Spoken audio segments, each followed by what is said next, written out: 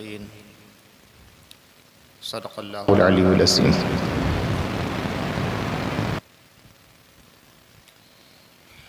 حاضرین کرام، شعبان کا مہینہ بہت تیزی کے ساتھ گزر رہا ہے۔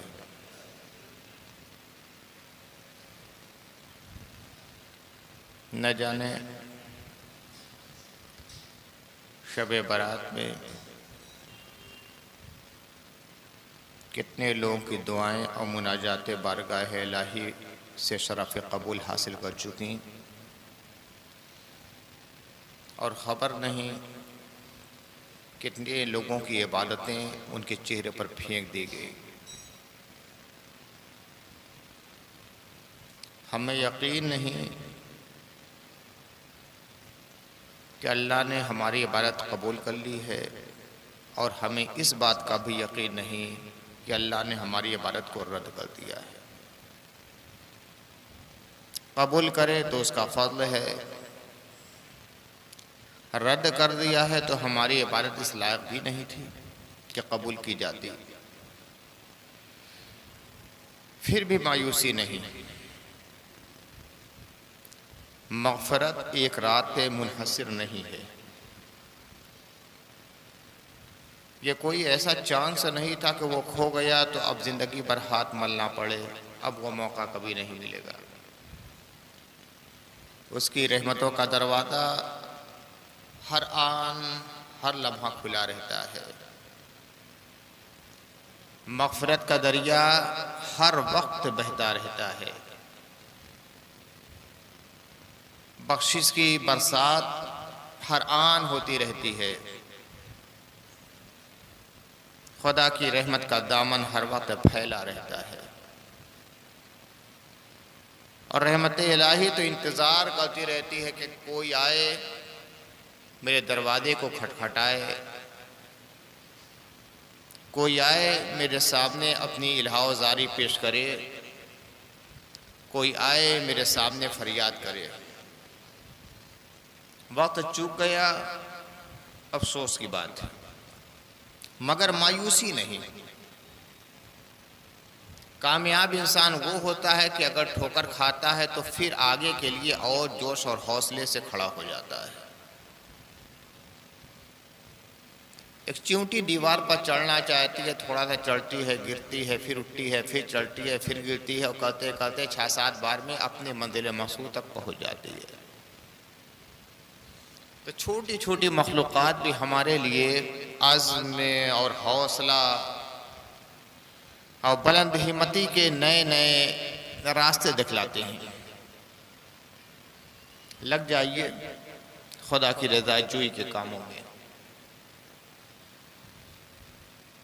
نیکیوں کا جو موسم بہار ہوتا ہے، ہمیں اس کا انتظار ہے اور اس کو ہمارا انتظار ہے۔ حضرت وراق کا وہ جملہ آپ کو یاد ہے جو میں نے 2 نشست سے پہلے کہا تھا کہ حضرت امام وراق فرماتے ہیں، بہت بڑے عالم ہیں، زاہد ہیں، فقیہ ہیں، محدث ہیں، مفسر ہیں۔ فرمایا کہ رجب کا مہینہ بیج ڈالنے کا مہینہ ہے، کھیت میں بیج ڈالنے کا مہینہ ہے۔ شعبان کا مہینہ سینچائی کرنے کا مہینہ ہے، یعنی پانی ڈالنے کا مہینہ ہے، اور رمضان کا مہینہ کھیتی کاٹنے کا مہینہ ہے، اپنے خرمن کو تیار کرنے کا مہینہ ہے۔ تو یہ جو مہینہ گزر رہا ہے نا، جس کے آخری ایام اس کی فضا میں ہم سانسیں لے رہے ہیں، یہ کیا ہے؟ اپنی نیکیوں کے کھیت میں پانی ڈالنے کا مہینہ ہے۔ توبہ و استغفار کے پانی، عبادات کے پانی، نوافل کے پانی، اعمال خیر کے پانی، یہ پانی ڈالنے کا مہینہ ہے۔ اور اس کے بعد جو مہینہ آئے گا، جو مہینوں کا سردار، وہ کیا ہے؟ وہ کھیتی کاٹنے کا مہینہ ہے، کھیتی کاٹنے کا مہینہ، نیکیوں کا سردار۔ جس طرح کعبہ شریف کی دیوار میں حجر اسود ہے، جس طرح قرآن مجید میں سورہ یاسین ہے، جس طرح دنیا کے حسینوں میں حضرت یوسف ہیں، جس طرح دنیا کے تمام پھولوں میں گلاب ہے، اسی طرح تمام مہینوں میں ماہ رمضان ہے۔ ایک لمحہ ایسا نہیں ہوتا کہ جو خدا کی رحمتوں سے محروم ہوتا ہے۔ یہ اور بات ہے کہ انسان خود ہدایتوں کا دروازہ اپنے لیے بند کر لے۔ اللہ کی رحمت کا فرشتہ آئے دینے کے لیے، نوازنے کے لیے، بخشش کے لیے، عنایت کے لیے، کرم کے لیے، اور ہم دروازہ بند کر کے بیٹھ گئے ہیں کہ ہمیں ضرورت ہی نہیں ہے، تو پھر یہ قصور تو سراسر ہمارا ہے نا۔ ماہ رمضان دینے کے لیے آتا ہے، اور جو سب سے بڑی دولت تھی ماہ رمضان نے وہ دولت دی ہے۔ سب سے بڑی دولت وہ کیا ہے؟ ایمان، قرآن اور شریعت کی دولت۔ اس سے بڑی کوئی دولت نہیں ہو سکتی، نہ تھی، نہ ہے، نہ رہے۔ قرآن میں اللہ نے ہدایتوں کے تمام ابواب بیان کر دیے ہیں، اور یہ قرآن ماہ رمضان میں ملا ہے۔ ماہ رمضان میں تو ماہ رمضان وہ ہے جس میں قرآن نازل کیا گیا۔ شہر رمضان الذی انزل فیہ القرآن، رمضان کا مہینہ وہ ہے جس میں قرآن نازل کیا گیا ہے۔ سب سے بڑی دولت اسی مہینے میں آئی ہے۔ بچہ پیدا ہوتا ہے وہ بھی بہت بڑی نعمت ہوتی ہے، تو ہمیشہ یاد رکھتے ہیں فلاں مہینے میں میرا بچہ پیدا ہوا تھا۔ اگر مکان اللہ تعالیٰ نواز دے، کوئی آدمی کرائے پر رہتا ہے، اللہ تعالیٰ نے نواز دیا، مکان بنا، جا کے رہنے لگا، تو زندگی بھر یاد رہتا ہے فلاں مہینے میں میں نے یہ مکان خریدا تھا اور اس وقت سے میری اس میں رہائش ہوئی تھی۔ یہ نعمت ہے، مگر ساری نعمتیں ایک طرف، ایمان کی نعمت، قرآن کی نعمت ایک طرف۔ تو قرآن کی جو نعمت ملی ہے اس مہینے میں ملی ہے، اس لیے یہ مہینہ تمام مہینوں کا سردار مہینہ ہے۔ اس سے بہتر مہینہ کوئی نہیں ہو سکتا کہ قرآن اس مہینے میں نازل ہوا ہے۔ اور اس مہینے کی یادگار، پوری یادگار قرآن کے نزول کی یادگار ہے۔ پورا مہینہ قرآن کے نزول کی یادگار ہے۔ میں نے کئی مواقع پر کہا کہ اسلام اچھی یادگاروں کو مٹاتا نہیں ہے بلکہ اس کو رواج دیتا ہے۔ ماہ رمضان کیا ہے؟ قرآن کے نزول کی یادگار ہے۔ یوم عرفہ کیا ہے؟ حضرت آدم اور حضرت حوا کے ملن کی یادگار ہے۔ قربانی کیا ہے؟ حضرت ابراہیم، حضرت اسماعیل کی یادگار ہے۔ صفا مروہ کے درمیان جو سعی کی جاتی ہے وہ کیا ہے؟ حضرت ہاجر کی یادگار ہے۔ جو حجاج کرام شیطان کو کنکر مارتے ہیں، رمج جماع جسے کہا جاتا ہے، یہ حضرت ابراہیم کی یادگار ہے۔ یہ سب یادگاریں ہیں، ان یادگاروں کو باقی رکھنا پڑتا ہے۔ اچھی یادگاریں ہونی چاہیے اور حدود شریعت کے دائرے میں ہونی چاہیے، تب تو خیر خیر ہے۔ اور جیسے ہی ان حدود کو توڑ کر آپ آگے بڑھ گئے تو یہ آپ کے لیے مفاسد کا دروازہ کھولنے والا ہے، اور جرم ہے، اور گناہ ہے، اور کوتاہی اور اللہ کی نافرمانی ہے، اور اللہ کے عذاب کا یہ ذریعہ ہے۔ ان حدود سے باہر آپ کو نہیں نکلنا ہے، حدود کے اندر رہ کر یادگار منانا ہے۔ اب یادگار کیسے منائی جائے ماہ رمضان کی؟ اللہ کے نبی صلی اللہ علیہ وسلم نے فرمایا، من صام رمضان ایمانا واحتسابا غفر له ما تقدم من ذنبه ومن قام رمضان ایمانا واحتسابا غفر له ما تقدم من ذنبه۔ رات اور دن کا پورا شیڈول اللہ کے نبی نے بتلا دیا، رات کو کیا کرنا ہے اور دن کو کیا کرنا ہے۔ اللہ تعالیٰ نے 24 گھنٹے کو 2 حصوں میں تقسیم کر دیا۔ ایک حصہ وہ ہے کہ سورج طلوع ہوتا ہے اور غروب ہوتا ہے، اس کے درمیان کا جو حصہ ہوتا ہے وہ دن ہے، اور جب سورج غروب ہو گیا اور طلوع ہونے سے پہلے تک کا جو حصہ ہے وہ رات ہے۔ ایک حصہ دن کا ہے، ایک حصہ رات کا ہے۔ اللہ چاہتا ہے کہ یہ ماہ رمضان ہے تو نہ دن غفلتوں میں شامل ہونے پائے اور نہ رات غفلتوں کی نظر ہونے پائے۔ دن بھی اللہ کے لیے ہو جائے اور رات بھی اللہ کے لیے ہو جائے، دن بھی انسان کا اللہ کے لیے وقف ہو جائے اور رات بھی اللہ کے لیے وقف ہو جائے۔ مگر اللہ تعالیٰ جانتا ہے کہ یہ انسان ہے، اس کی ضرورتیں کچھ ہیں، اس کے تقاضے ہیں، اس کے بدن کے تقاضے ہیں، اس کے جسم کے تقاضے ہیں، اس کی زندگی کے تقاضے ہیں۔ تو ان تقاضوں کا لحاظ بھی کیا گیا ہے کہ تقاضوں کے خلاف کچھ نہ ہونے پائے، تو دن کے لیے اللہ نے روزہ مقرر فرما دیا، مگر اتنا روزہ، اتنے وقت کا روزہ جتنا آدمی سخت اختیار کر سکے، سہ سکے اور برداشت کر سکے۔ صبح فجر کے وقت سے لے کر مغرب کے وقت تک روزہ رکھنا ہے۔ اب کوئی آدمی برداشت نہ کرے تو یہ تو دین سے غفلت کی بات ہے، ورنہ چھوٹے چھوٹے آج تو 10 سال اور 12 سال اور 15 سال کے بچے بھی روزہ رکھ لیتے ہیں۔ 14-15 گھنٹہ بھوکے رہ جانا اور پیاسے رہ جانا مشکل نہیں ہے۔ اگر احساس آدمی کے اندر ایمان کا ہے تو اس کے لیے کچھ مشکل نہیں ہے۔ تو اللہ تعالیٰ نے اس کا لحاظ فرمائی ہے کہ 24 گھنٹہ تمہیں روزہ رکھنا پڑے گا، بس فجر سے لے کر مغرب تک۔ یہ انسان سہ سکتا ہے، پیاسا بھی رہ سکتا ہے اور بھوکا بھی رہ سکتا ہے، اور اگر اتنا بھی نہ کر سکے تو در حقیقت وہ اللہ کا بندہ نہیں ہے کہ اللہ کے لیے اتنا بھی نہیں چھوڑ سکتا۔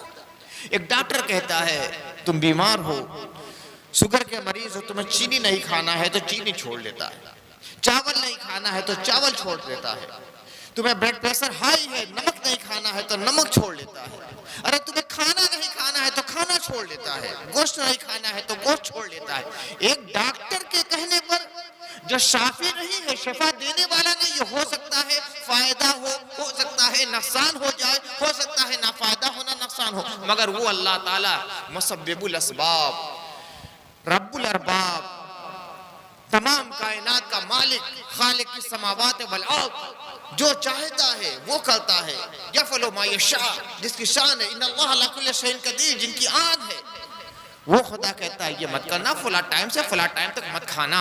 اگر پھر بھی انسان کھا لیتا ہے تو اللہ کی نافرمانی کرتا ہے، اور در حقیقت وہ اللہ کا بندہ ہی نہیں ہے کہ شان بندگی کے یہ منافی ہے کہ اللہ کہے یہ نہیں کرنا ہے اور ہم کرتے رہ جائیں۔ تو دن کو اللہ تعالیٰ نے اپنے سے قریب کرنے کے لیے کہا کہ روزہ رکھ لو، روزہ رکھ لو، کھانا نہیں ہے، پینا نہیں ہے، جن سے تعلقات نہیں کرنا، فلاں چیزوں سے رک جانا، فلاں ٹائم سے لے کر فلاں ٹائم۔ یہ دن کا شیڈول۔ رات کا شیڈول یہ ہے انسان کو سونا ضروری ہے، سونا ضروری ہے۔ ایک رات جا سکتا ہے، زیادہ سے زیادہ 2 رات جا سکتا ہے، تیسری رات نہیں جا سکتا۔ تو اللہ تعالیٰ نے یہ حکم نہیں دیا کہ پوری رات جاگو، دن بھر روزہ تو رکھ سکتا ہے، بھوکا رہ سکتا ہے، پیاسا رہ سکتا ہے، مگر پوری رات مسلسل 1 مہینہ جاگ نہیں سکتا۔ تو تھوڑے سے وقت کے لیے جگا دیا ہے، اور ایسا جگایا ہے کہ قسمت جاگ جائے۔ فرمایا اللہ کے نبی نے من صام رمضان ایمانا واحتسابا غفر له ما تقدم من ذنبه، جو شخص ماہ رمضان کا روزہ رکھے ایمان کے ساتھ اور ثواب کی امید کے ساتھ، جتنے گناہ ہوئے ہیں سب معاف ہو جائیں گے۔ صبح سے لے کر شام تک روزہ رکھے۔ ایمان ضروری ہے، ایمان اگر نہیں ہے صرف بھوکے پیاسے رہنے سے کوئی فائدہ نہیں۔ اللہ پہ مکمل ایمان۔ کچھ لوگ ہیں کہ جو ایمان والے نہیں ہوتے ہیں، روزہ رکھ لیتے ہیں، ٹھیک ہے رکھ لیں، اللہ تعالیٰ ہو سکتا ہے ایمان کا دروازہ ان کے لیے کھول دے۔ کچھ ایسے معاملات آئے فلاں آدمی روزہ رکھتا ہے، مولانا صاحب روزہ ہوا؟ پوچھتے ہیں لوگ، نہیں بھائی مومن نہیں ہے تو روزہ تو نہیں ہوگا، مگر امید ہے کہ اگر اسی طرح روزہ رکھتا رہے تو ہو سکتا ہے اللہ تعالیٰ ایمان کے لیے اس کا دل کھول دے۔ اور ثواب کو امید کے ساتھ ہونا چاہیے، ایک رسم نہ بن جائے کہ سب رہتے ہیں لہذا ہم رہ لیں۔ دل تو چاہتا ہے کہ کھا لیں، دل چاہتا ہے پی لیں، دل چاہتا ہے یہ کر لیں، دل چاہتا ہے وہ کر لیں، مگر لوگ کیا کہیں گے؟ کھائیں گے، باہر جا کر کھائیں گے، دیکھنے والے کیا کہیں گے، گھر کے اندر کھائیں گے تو بیوی کیا کہے گی، بچے کیا کہیں گے، مگر دل مان نہیں ہے روزے کے لیے، ثواب کی امید نہیں ہے، بس ڈر ہے، خوف ہے کہ سماج کیا کہے گا، گھر کے لوگ کیا کہیں گے، لہذا بھوکے رہ گئے۔ یہ روزہ در حقیقت روزہ نہیں۔ یہ شرط مصطفیٰ نے بتلا دیا، من صام رمضان ایمانا واحتسابا، جو شخص ماہ رمضان کا روزہ رکھے ایمان کے ساتھ اور ثواب کی امید کے ساتھ۔ ثواب کی امید یہ ہوگی ہم اللہ کے لیے روزہ رکھ رہے ہیں اور وہ ثواب انشاءاللہ دے گا، ہمارا روزہ کامل ہو نہ ہو، جیسا عبادت کرنے کا حق ہے ویسا عبادت ہم نہیں کر سکے، ہم نہیں کر سکے ایسی عبادت، مگر امید ہے کہ اللہ تعالیٰ جو ناقص کو کامل بناتا ہے، ہمارے ادھورے روزے کو مکمل کر کے اس کا مکمل ثواب عطا فرمائے گا۔ اس نیت کے ساتھ روزہ رکھنا ہے۔ فرماتے ہیں آقا جب یہ 2 شرائط پا گئے، ایمان اور احتساب، غفر لہ ما تقدم من ذنبہ، جتنے گناہ ہوئے ہیں اللہ تعالیٰ سب معاف کر دے گا۔ اب رات کا شیڈول کیا ہے؟ وَمَنْ قَامَ رَمَضَانَ ایمانا واحتسابا غفر لہ ما تقدم من ذنبہ، اور جو شخص رات کو، روزے کی رات کو، یعنی ماہ رمضان کے رات کو قیام اللیل کرے گا ایمان کے ساتھ اور احتساب کے ساتھ، اس کے بھی تمام پچھلے گناہ معاف کر دیے گئے۔ کیا ہے؟ تہجد پڑھ لیجئے، تراویح تو ہے ہی، عشاء بعد تراویح، تہجد پڑھ لیجئے۔ فجر سے کچھ پہلے بیدار تو ہونا ہی ہوتا ہے، سحری کھانے کے پہلے تھوڑا سا اور پہلے اٹھ جایا کیجئے۔ کچھ لوگ ہوتے ہیں نا بستر پر پڑے رہیں گے، بیوی جگا رہی ہے، عورت جگا رہی ہے، بہن جگا رہی ہے، بیٹا ابا اٹھو ٹائم ہو رہا ہے، دیکھا کہ 5 منٹ باقی، جلدی جلدی اٹھے۔ کیا مزہ! عبادت کا ذوق ایک لذت ہوتی ہے۔ اہل علم سے پوچھو، اہل عرفان سے پوچھو، وہ سحری میں لذت محسوس کرتے ہیں۔ یہ نہیں کہ بہت اچھا کھانا ہے تب، بہت اچھا کھانا ہے تب لذت محسوس ہوتی ہے، نہیں، وہ تو پانی میں روٹی ڈبو کر کھا لیتے ہیں اور لذت محسوس کرتے ہیں۔ کیوں؟ روزانہ کھاتے ہیں تو اپنے لیے کھاتے تھے، آج کھا رہے ہیں تو اللہ کے لیے کھا رہے ہیں۔ یہ سحری جو کی جاتی ہے اللہ کے لیے، یا اللہ تو نے حکم دیا لہذا کھا رہے ہیں۔ افطار کیا جاتا تو اللہ کے لیے۔ اللہ کے نبی نے فرمایا کہ روزے دار کے لیے 2 خوشیاں ہیں، ایک افطار کے وقت اور ایک جب قیامت کے دن اللہ سے ملے گا اس وقت خوشی حاصل ہوگی۔ تو افطار کے وقت بھی خوشی ہوتی ہے، اس لیے نہیں کہ بڑا اچھا چھنا ہوا 10 طرح کا ہمارے سامنے کھانا ہے افطاری، اس لیے نہیں، آج ہم اللہ کے لیے کھا رہے ہیں۔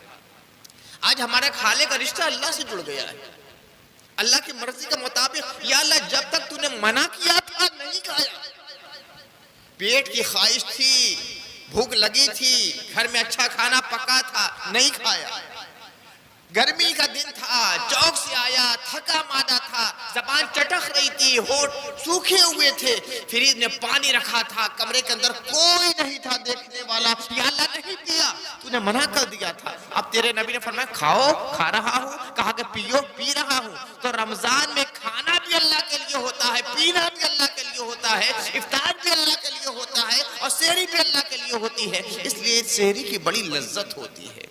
اہل ایمان فرماتے ہیں کہ سحری کے وقت ایسا محسوس ہوتا ہے، ایسا محسوس ہوتا ہے، یہ اہل دل کی بات ہے۔ اہل معرفت، اہل تصوف، اہل ولایت فرماتے ہیں کہ سحری کے وقت ایسا محسوس ہوتا ہے کہ میں اپنے کمرے میں نہیں ہوں، خدا کی بارگاہ میں بیٹھا ہوں، خدا کہہ رہا ہے بندے کھا کھا، اور میں کھاتا چلا جا رہا ہوں۔ یہ سحری کی لذت ہوتی ہے، یہ افطار کی۔ تو یہ نہیں کہ ادھر سے ادھر کروٹ بدلیے، کچھ پہلے اٹھ جایا کیجئے، وضو کیجئے، تہجد پڑھ لیا کیجئے۔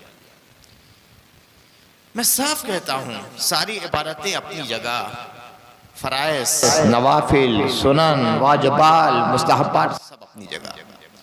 تہجد کا کیف کچھ الگ ہوتا ہے، جو لذت اور جو یکسوئی تہجد میں ملتی ہے نا، وہ دوسری نمازوں میں نہیں ہوتی۔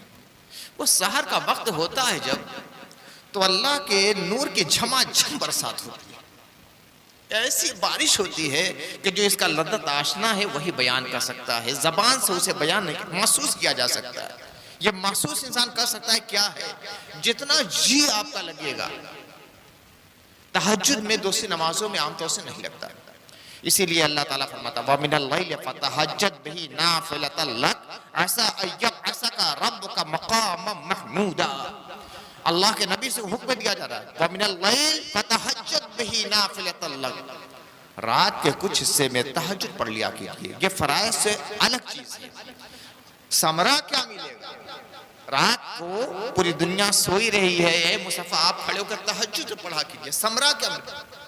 عَسَىٰ أَن يَبْعَثَكَ رَبُّكَ مَقَامًا مَحْمُودًا، اس کا ثمرہ یہ ملے گا کہ اللہ تعالیٰ آپ کو مقام محمود عطا فرمائے گا۔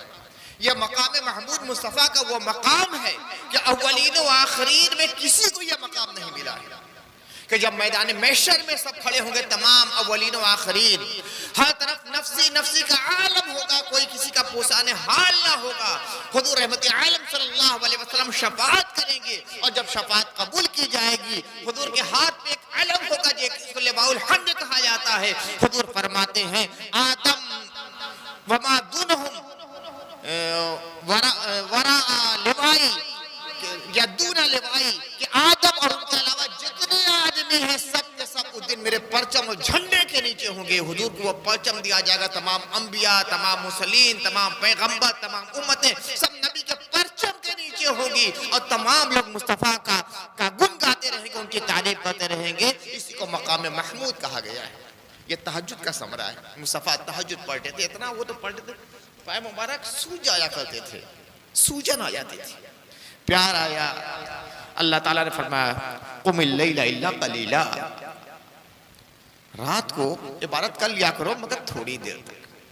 سب سے ہوتا ہے عبادت کرو، مصطفیٰ تھوڑی دیر، نصفہ او انقص منہ قلیلا وزد علیہ ورتل القرآن ترتیلا. آدھی رات عبادت کیا کرو، اس سے بھی کم کر لو، کیا اسے کچھ بڑھا لو. فرمایا گیا آدھی رات عبادت کیا کیجیے، آدھی رات سو جایا کیجیے. مصطفیٰ بہت سے کام ہے نا، دین کو تبلیغ کرنا ہے، لوگوں سے ملنا ہے، ارشاد و نصیحت کا کام کرنا ہے. پوری رات آپ عبادت کرتے ہیں، پائے مبارک سوج جاتے ہیں، ورم پڑ جاتے ہیں. مصطفیٰ آدھی رات عبادت کر لیا کیجیے، یا اس سے بھی کم کر دیجیے. لیکن مصطفیٰ کا مزاج ہے یا اللہ آدھی رات، پھر اس سے بھی کم. تڑپ گیا دل تو اللہ تعالیٰ اوزد علیہ پڑھا لیا کیجئے تھوڑا سا. کیا انداز ہے محبت کا اور محبوبیت کا، راد و نیاز کا. حکم ہوتا ہے آدھی رات عبادت. اب مصطفیٰ کا دل جیسے بیٹھنے لگا، بس صرف آدھی رات. مولا میں تو چاہتا ہوں پوری رات عبادت کروں. اللہ تعالیٰ فرماتا ہے اس سے بھی کم کر لو، آدھی سے بھی کم. آرام کیجئے، تھوڑا سا آرام کیجئے، راحت کیجئے. اب مصطفیٰ کا دل اور تڑپا تو اللہ تعالیٰ نے فرمایا دلجوئی کے لیے اوزد علیہ، تھوڑا سا بڑھا لیا کیجیے. چلیے اتنے میں سیری دے، تھوڑا سا بڑھا لیجیے آدھی رات سے. ورتل القرآن ترتیلا، قرآن کو ترتیل کے ساتھ ٹھہر کر پڑھیے. قرآن کو ترتیل کے ساتھ، یہ فرض ہوتا ہے قرآن کو ترتیل کے ساتھ پڑھنا، ٹھہر کر پڑھنا، الفاظ کو صحیح ادائیگی کے ساتھ پڑھنا، حروف کو مخارج کے ساتھ پڑھنا، یہ ضروری ہے. اور اس کی خلاف ورزی ہو جاتی ہے تو یہ غلط ہے. اللہ تعالیٰ بے شمار رحمت نازل فرمائے. ہمارے حفاظ کرام بہت اونچے درجے کے لوگ ہیں. آپ لوگ نہیں سمجھتے، حافظ جی کہہ کر ٹال دیتے ہیں نا. یہ سمجھ لیجئے کہ بظاہر ہم جیسے انسان یہ نظر آتے ہیں، یہ حافظ قرآن ہم جیسے انسان ہیں، مگر اللہ تعالیٰ نے ان کو نبوی صفات عطا کی ہے. نبوی صفات عطا کی ہے. اللہ تعالیٰ نے جتنے انبیاء کرام کو جتنی کتابیں دی ہیں، چاہے توریت شریف ہو، انجیل ہو، زبور شریف ہو، صحف ابراہیم ہو، صحف موسیٰ ہو، صحف اشعیا ہو، صحف یسعیہ ہو، اس کتاب کے حافظ صرف وہ نبی ہوتے تھے. زبور شریف کے حافظ صرف حضرت داؤد علیہ السلام، انجیل شریف کے حافظ صرف حضرت عیسیٰ علیہ السلام، توریت شریف کے حافظ صرف حضرت موسیٰ علیہ السلام. یعنی جو اللہ نے کتاب نازل فرمائی اس کے حافظ صرف وہ نبی ہوتے تھے. مگر مصطفیٰ کی غلامی کا صدقہ ہے کہ قرآن کے حفاظ آج کروڑوں کی تعداد میں، اور 12-15 سال کے لڑکے حافظ قرآن ہوتے تو نبوی صفات مل جاتی ہے مصطفیٰ کے صدقے میں. تو یہ معمولی لوگ نہیں ہیں. ہمیشہ میں علماء سے زیادہ حفاظ کرام کی قدر کرتا ہوں، علماء سے زیادہ قدر کرتا ہوں. ان کے سینے میں قرآن محفوظ ہے. دیکھیے ایک پیٹی ہے، ایک درخت کاٹا بڑھئی نے، لکڑی لایا، اس لکڑی کا تھوڑا سا ایسا دروازہ لگا دیا، دروازے کی چوکھٹ ہے، اور تھوڑا سا ایسا اسی درخت اسی لکڑی کا قرآن شریف کی پیٹی بنا دی. آپ کے دروازے کی چوکھٹ بنی ہے، آپ پیر سے روتے ہوئے گزر جاتے ہیں، اور جو قرآن شریف کی پیٹی ہو گئی اس کو چومتے ہیں ادب کے ساتھ. کیوں؟ درخت ایک تھا، بنانے والا ایک ہے، لکڑی ایک ہے، مگر اس کو قرآن سے جب نسبت ہو گئی، اس پیٹی کے اندر جو جزدان رکھا گیا ہے، جس نے اپنے سینے میں قرآن کو لے لیا ہے، اس جزدان کو چوما جاتا ہے، اس جزدان کا ادب کیا جاتا ہے، اس جزدان کا احترام کیا جاتا ہے. ایک تھان کا کپڑا ہے، آدھے کپڑے سے بدن کا کپڑا بن گیا، لباس بن گیا، آدھے کپڑے سے جزدان بن گیا. اپنے بدن کا لباس جب پھٹا ہے تو پھینک دیا جاتا ہے، اور جزدان اگر کسی طرح پھٹ بھی گیا تو یا دفن کیا جاتا ہے یا دریا بودھ کر دیا جاتا ہے. پھینکا نہیں جاتا، پامال نہیں کیا جاتا، پیروں سے رودا نہیں کیا جاتا، اس لیے کہ قرآن سے نسبت اسی ہو گئی. تو یہ حفاظ کرام جو ہے نا، یہ قرآن کے جزدان ہیں، ان کے سینے میں قرآن محفوظ ہے. قابل ادب ہے، قابل احترام ہے، بہت ادب و احترام کرنا چاہیے. اور خاص طور سے جب قرآن جب پڑھنا چاہیں اپنے انداز میں تو ان کو پڑھنے دیا کیجیے، جبر مت کیجیے کہ نہیں اتنا آپ پڑھنا ہے آپ کو. ہمارے ہاں جو تراویح کا سسٹم ہے نا، حقیقت یہ ہے کہ اگر صحابہ کے زمانے میں یہ ہوتا ہو یا صحابہ میں سے کوئی آ جائے تو سر پیٹ لیں گے، یا اللہ قرآن کے ساتھ یہ کیا ظلم ہو رہا ہے. کیا ظلم ہو رہا ہے. قرآن جب پڑھا جاتا تھا تو رحمت کے فرشتے نازل ہوتے تھے. آج قرآن کیسے پڑھا جا رہا ہے؟ 10 پارہ پڑھنا ہے حافظ جی، 10 پارہ پڑھنا ہے تراویح میں. آج 10 پارہ تراویح میں پڑھیں گے، اس کا حق ادا کر پائیں گے. وَرَتِّلِ الْقُرْآنَ تَرْتِیلًا، یہ تو فرض ہے نا. یہ قرآن کا حق ہے کہ ترتیل کے ساتھ پڑھا جائے، صحیح پڑھا جائے، حروف کے مخارج کے ساتھ پڑھا جائے. جو اس کا حق ہے اس طرح پڑھا جائے، ٹھہر ٹھہر کر پڑھا جائے. زیادہ پڑھنے کی بات نہیں کرتا ہے قرآن. کہیں قرآن مجید میں یہ نہیں کہ زیادہ پڑھو، صحیح پڑھو، ٹھہر ٹھہر کر پڑھو، سمجھ کے پڑھو. لیکن حافظ صاحب کو مجبور کیا تھا. حافظ صاحب بہت سے افراد میرے پاس آتے ہیں، وہ شکوہ اور نالہ مجھ سے کہتے ہیں ہم لوگ کیا کریں. 5 منٹ اگر تاخیر ہو گئی نا حافظ جی، آج تراویح میں 5 منٹ دیر ہو گئی، اور آدھا گھنٹہ جا کے چائے خانے میں بیٹھ کے گپ شپ کریں گے. قرآن سننے کے لیے 5 منٹ کے پاس نہیں، عالم کی تقریر سننے کے لیے نہیں ہوتا ہے، گپ شپ کرنے کے لیے وقت ہوتا ہے. قرآن ہے بھائی، یہ دنیا کی افسانے کی کتاب نہیں ہے. ایک پارہ پڑھ لیا، ایک پارہ پڑھ لیا. پوری دنیا میں یہ سسٹم چلتا ہے. یہ صرف ہم لوگ کیا چلتا ہے؟ آج 5 پارہ اور 10 پارہ اور 7 پارہ، معلوم ہوا کہ 20 پارہ پڑھا جاتا ہے. میں اپنا ایک واقعہ بتلاؤں. بیوقوفی کی عمر تھی، اب بھی ہے، نادانی کی عمر ابھی سمجھتا ہوں اپنی. چلا گیا میں ایک جگہ پڑھنے کے لیے، معلوم ہوا کہ وہاں 20 یا 25 پارہ پڑھا جاتا تھا. بمشکل 2 رکعت میں پڑھ سکا، بھاگ گیا اور آ کر اس نماز کو گھر دہرایا کہ میری نماز نہیں ہوئی. مسئلہ مجھے معلوم ہے، نماز نہیں ہوئی. میں ٹھیک امام کے پیچھے کھڑا ہوں، الاول تا آخر تکبیرہ تحریمہ کے ساتھ کھڑا ہوا، سلام تک اور سلام پھیر کر فوراً اٹھا گھر چلا گیا. 2 رکعت نماز پڑھی اور پھر اس کے بعد 18 رکعتوں پڑھ کے تراویح میں نے مکمل کر لیا. ایک آیت نہیں سمجھ میں آ رہی ہے، جو یاد ہے تو سمجھ میں آیا کہ ہاں کچھ ایسا ہی پڑھا ہے. بالکل بغل میں کھڑا ہوں پیچھے کہ نہیں، نماز نہیں ہوتی ہے میرے بھائی، نماز نہیں ہوتی ہے. آپ حفاظ کرام کو مجبور مت کیجئے. دیکھیں 3 پارہ تو بات بن جاتی ہے، اس سے آگے کا معاملہ صرف عالمون تعلمون والا رہ جاتا ہے. اور اگر ہمارے حافظ صاحب اچھی طرح پڑھ رہے ہیں 5 پارہ بھی سلیقے سے، تو شکایت آ جاتی ہے بہت وقت لگ رہا ہے، بہت وقت لگ رہا ہے. رات کو 2 بجے تک جاگتے رہیں گے، ادھر بیٹھے رہیں گے، ادھر بیٹھے رہیں گے، مگر قرآن کو آپ وقت نہیں دے سکتے. قرآن نے آپ کو سب کچھ دیا ہے، سب کچھ دیا ہے. آج ایمان ہمارے پاس ہے، نبی کا دامن ہمارے پاس ہے، شریعت ہے، یہ قرآن ہی کی تو دین ہے. قرآن نے سب کچھ دیا ہے اور سب کچھ دے گا. دنیا میں بھی دیا ہے، قیامت میں بھی انشاءاللہ دے گا، اور اسی کے فیض سے ہم جنت میں جائیں گے. ہم اس کو تھوڑا سا وقت دینے کے لیے تیار نہیں. من صام رمضان ایمانا و احتسابا غفر له ما تقدم من ذنبه، جو ماہ رمضان کا روزہ رکھے گا ایمان کے ساتھ اور احتساب کے ساتھ، اس کے تمام گزشتہ گناہ معاف. ومن قام رمضان ایمانا و احتسابا غفر له ما تقدم من ذنبه، رات کو جو قیام اللیل کرے گا ایمان کے ساتھ، احتساب کے ساتھ، ثواب کو امید کے ساتھ، تو اس کے بھی تمام گزشتہ گناہ معاف. دیکھیے ہر آدمی کی ایک عادت بنتی ہے، اور پھر ایک نئی عادت یک بیک شروع نہیں ہو جاتی. مزاج بنانا پڑتا ہے، پہلے سے مزاج بنانا پڑتا ہے. تو ماہ رمضان میں پورا شیڈول بدل جاتا ہے، اٹھنے کا، بیٹھنے کا، کھانے کا، پینے کا، پڑھنے کا، لکھنے کا، عبادت کا، تسبیح کا، مناجات کا، دعا کا، استغاثہ کا، فریاد کا، سارا شیڈول. تو پہلے سے تیاری کیجیے.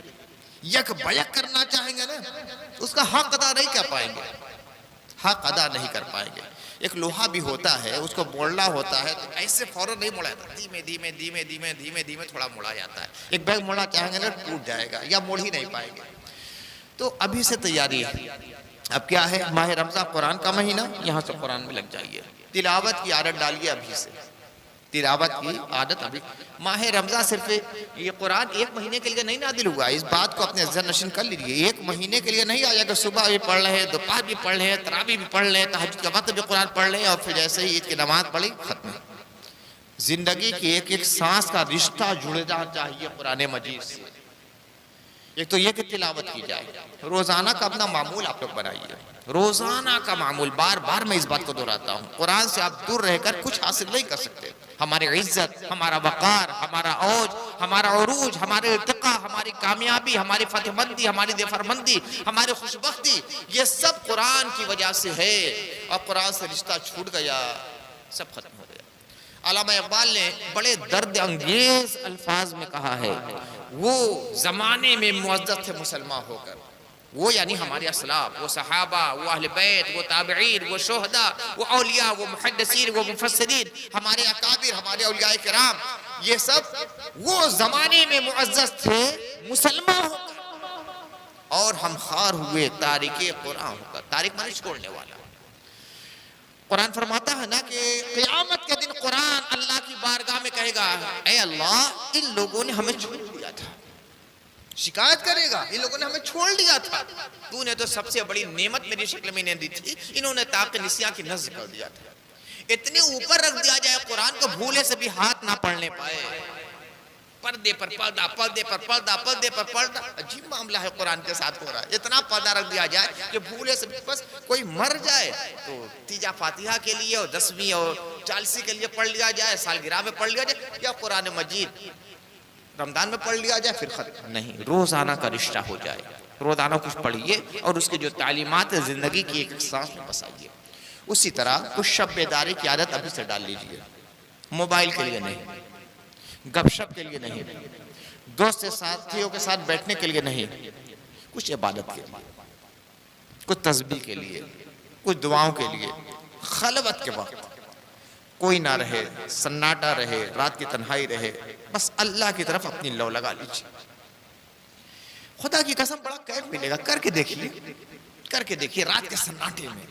اگر کوئی کمرہ ایسا جس میں کوئی نہ جاتا ہو، رات کا بند رہتا ہو، صاف ستھرا کمرہ، رات کو اس میں چلے جائے گا، وضو کیجئے، مصلی بچھا لیجئے، تسبیح لے لیجئے، پڑھنا شروع کر دیجئے، اپنے گناہ یاد آ جائیں دعا کر لیجئے، اٹھئے نماز پڑھ لیجئے، دیکھیے گا کہ کتنا کیف ملتا ہے۔ ایک ہفتہ، صرف ایک ہفتہ کر کے دیکھیے، اگر نہ کیف ملے تو مجھ سے مل کر کہیے کہ مولانا صاحب مجھے کیف نہیں ملتا۔ خدا کی قسم دنیا دن کے جتنی عبادتیں کرتے ہیں اس سے کہیں زیادہ کیف ملے گا۔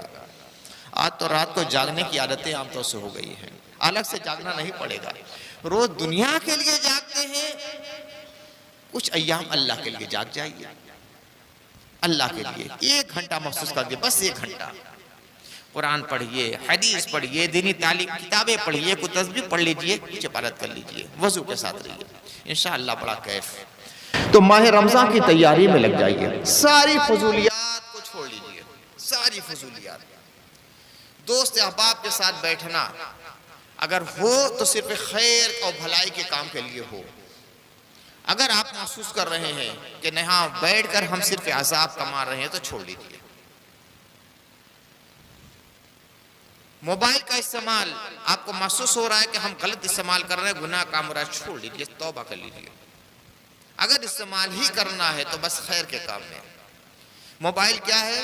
ایک چھوٹی سی دنیا ہے، اور دنیا میں سب کچھ ہے۔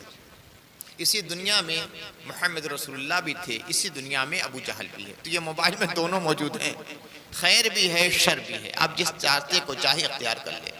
پانی بھی ملے گا اور آگ بھی ملے گی، جاڑا بھی ملے گا اور گرمی بھی ملے گی۔ اسی موبائل میں جنت بھی ہے، جہنم بھی ہے، اسی موبائل میں ایمان بھی ہے اور کفر بھی ہے، اسی موبائل میں آدم بھی ہے اور شیطان بھی ہے، سب کچھ اسی موبائل میں ملے گا۔ بس اگر استعمال کرنا ہی ہے، لت بگڑ چکی ہے تو اس کا صحیح استعمال کیجئے، ورنہ بہتر یہ ہے کہ کنارے کر دیجئے، کنارے کر دیجئے۔ اب اللہ سے اپنا رابطہ بڑھا لیجئے، وہاں کا نیٹ ورک جو ہے نا وہ بہتر ہونا چاہیے، اس کا نیٹ ورک بہتر ہو، رابطہ صحیح ہو، کنیکشن سے آپ کا صحیح ہو جائے، جب چاہیں رابطہ ہو جائے۔ اور وہ تو رابطہ کے لیے ہر وقت آواز دیتا رہتا ہے، میرے بندو مجھ سے جو کٹ گئے ہو نا، جو کنیکشن کٹا ہوا اسے جوڑ لو، آؤ میری بارگاہ میں، بار بار اللہ تعالیٰ پکارتا ہے۔ تو اللہ تعالیٰ سے اپنا رشتہ جوڑنے کی ابھی سے کوشش کر لو، اور جب ہفتہ عشرہ جو باقی ہے اس طرح نیکیوں کے ساتھ آپ گزار لیں گے، اور جب ماہ رمضان آئے گا اتنی خوشی ہوگی، خدا کی قسم اتنی خوشی ہوگی کہ معلوم ہوگا کہ جیسے دنیا کا بہت بڑا خزانہ آج مجھے ملے گا۔ جیسے ہی آپ کو افق آسمانی پر ہلال ماہ رمضان کی نمو نظر آئے گی تو لگے گا کہ جیسے اللہ تعالیٰ نے اپنی رحمتوں کے خزانے ہمارے لیے کھول دی۔ تمام سامعہ سن لیں، اللہ تعالیٰ نے آپ کے اوپر روزہ فرض کیا ہے، ایک روزہ بھی چھوٹنے نہ پائے۔ کسی وجہ سے بعد میں اپنے کفارہ ادا کر لے گا کہ یہ گناہ ہو گیا ہے، چھوٹ گیا، سمجھ لیجئے کہ پورا ہو تو جائے گا مگر ماہ رمضان میں روزے کی جو فضیلت ہے وہ حاصل نہیں ہوگی، وہ مہینے روزے کی فضیلت حاصل نہیں ہو سکتی ہے چاہے کتنا ہی روزہ رکھ لیں۔ تو پوری کوشش کیجئے کہ روزہ چھوٹنے نہ پائے۔ ہاں جو لوگ مجبور ہیں، بیمار ہیں، کمزور ہیں، بوڑھے ہیں، ڈاکٹر نے اچھا اپنی مرضی سے نہیں، بوڑھوں کے لیے بھی اور کمزوروں کے لیے بھی نہیں، ارے ہم کمزور ہیں نہیں، اس کے لیے شرط علماء نے بتلائی ہے۔ ذمہ دار ڈاکٹر یہ کہے کہ ہاں آپ کو روزہ نہیں رکھنا ہے ورنہ آپ کی بیماری کا خطرہ ہے، آپ کے لیے نقصان دہ ہو سکتا ہے، تب روزہ چھوڑ سکتے ہیں۔ اور اگر یہ ڈاکٹر کہے کہ نہیں آپ ایک روزہ رکھیں ایک چھوڑیں، ایک رکھیں ایک چھوڑیں، تو ایک سے زیادہ نہیں چھوڑنا ہے انہیں، بس ایک رکھیں ایک چھوڑیں، ایک رکھیں ایک چھوڑیں۔ ڈاکٹر کہتے ہیں کہ نہیں 3-4 روز روزہ رکھ سکتے ہیں، پھر 3-4 روز چھوڑ لیجیے گا تو اس ترتیب سے رکھیں۔ یعنی اگر اجازت ڈاکٹر کی مل رہی ہے تو اس دن روزہ رکھنا پڑے گا۔ ہاں اگر ڈاکٹر کہے کہ روزہ رکھ لیجیے لیکن رکھا اور نقصان ہو گیا تب کوشش کریں کہ نہ رکھیں۔ لیکن ایک جذبہ ہونا چاہیے اور اللہ کی بارگاہ میں ایک شرمندگی و ندامت کا احساس ہونا چاہیے، شرمندگی و ندامت کا احساس، یا اللہ تو نے اتنا کمزور بنا دیا ہے، تو نے مجھے بیمار بنا دیا کہ تیرے سارے نیک بندے روزہ رکھ دے میں نہیں رکھ پاتا، یا اللہ یہ کم سے کم علت اور کمزوری دور فرما دے، اس لائق تو بنا دے کہ میں روزہ رکھ سکوں، تیرے نیک ولی شہداء اور جو محبوب بنتے ہیں آج روزے سے ہیں اور میں روزہ نہیں ہوں، کم سے کم ان کے ساتھ شامل تو ہو جاؤں، اس لائق بنا دے۔ یعنی ایک طلب دل میں ہونی چاہیے، طلب اور لگن اور اللہ سے دعا ہونی چاہیے، اور کھائے بھی تو اتنا ہی کھائے جتنے میں اس کی زندگی قائم رہ سکے اور اس کے لیے نقصان نہ ہو۔ یہ نہیں کہ ہر وقت کھانا شروع کر دے کہ چلیے ہم روزے نہیں ہے تو جب کھاتے بھی، اس بات کا بہت دھیان رکھنا چاہیے۔ اور لڑکوں کو ابھی سارے ڈالیے، لڑکوں کو اگر ایک روزہ رکھ سکتا ہے کوئی لڑکا مہینے میں 1 روزہ، 2 رکھ سکتا ہے 2، 5 رکھ سکتا ہے 5۔ لڑکوں کی دلجوئی کہا کیجیے، بہت سے لڑکے رکھنا چاہتے ہیں، ابا اماں زبردستی منع نہیں تمہیں نہیں رکھنا ہے، نہیں اگر رکھ سکتا ہے تو رکھنے دیجیے، اس کی حوصلہ افزائی کیجیے، اس کے لیے دعائیں کیجیے اور اسے کہیے کہ ہمارے لیے بھی دعا کریں۔ کچھ چھوٹے چھوٹے بچے روزہ رکھتے ہیں نا،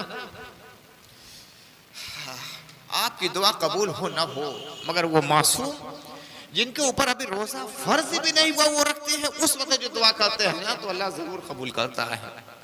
تو ابھی سے تیاری میں لگ جائیے، اللہ سے یہ معاملہ اور سودے کا مہینہ آ رہا ہے، تجارت اللہ سے کاروبار کا مہینہ آ رہا ہے، تو اس کاروبار کے سیزن آنے سے پہلے پوری طرح تیاری کیجئے مال کی۔ جیسے آپ کو معلوم ہوتا ہے کہ فلاں مہینے میں مارکیٹ بہت اچھا چلنے والا ہوتا ہے تو 2 مہینہ پہلے سے ساڑی زیادہ سے زیادہ تیار کرنا شروع کرتے ہیں کہ وہ کسی طرح ہم سے کھونے نہ پائے، زیادہ سے زیادہ اثاثہ ہم حاصل کر سکیں کہ سیزن آئے تو ہمارے پاس اسٹاک رہے۔